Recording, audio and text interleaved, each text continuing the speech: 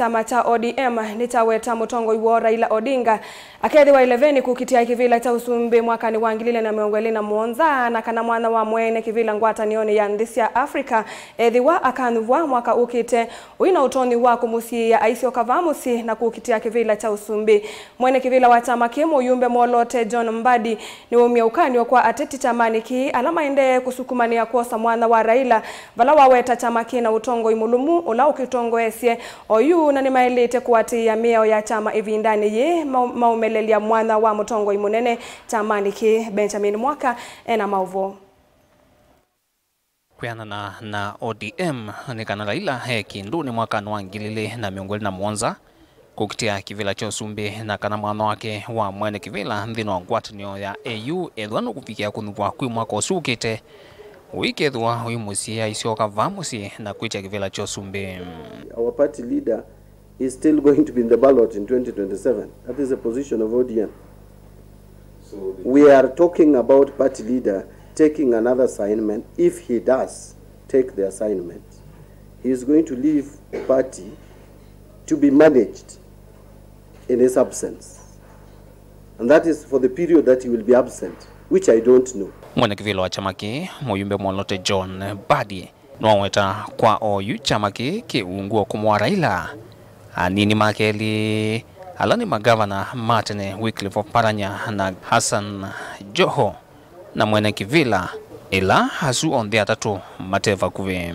Some of our members are operating like when the party leader is not there, there is no leadership. ODM has leadership even when the party leader is absent. And that leadership is on the two deputies. And in their absence, there is still the chairman. And that is why I have called upon the two deputy party leaders to take charge in his absence. When he comes back, he will provide a guidance. And he still provides that guidance even when he is not physically present. Mbadi naula ni Muyumbe Mwoloote ungua chama cha ODM. Weta keleleo wende wanguza nziosia ula wailoselela Utongoi wa chama ki ni umvingi sa uthukumi wa ODM.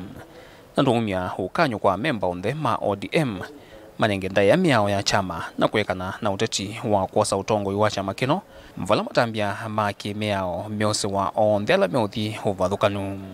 But what I'm saying is there could be too much talk around succession in the party which would be destructive to the party in terms of executing its mandate.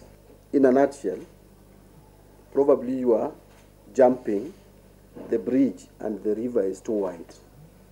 Kindly restrain yourself and do it in a manner that is not disruptive. Anyone who is not going to heed is not going to heed. And the party has a system of dealing with cases where people, directive is given and people don't heed. I am not targeting any particular individual. What I'm saying is all those who are interested, you have a right to express that interest. And by the way, we are very proud of a number of us expressing interest in leading this party, including myself.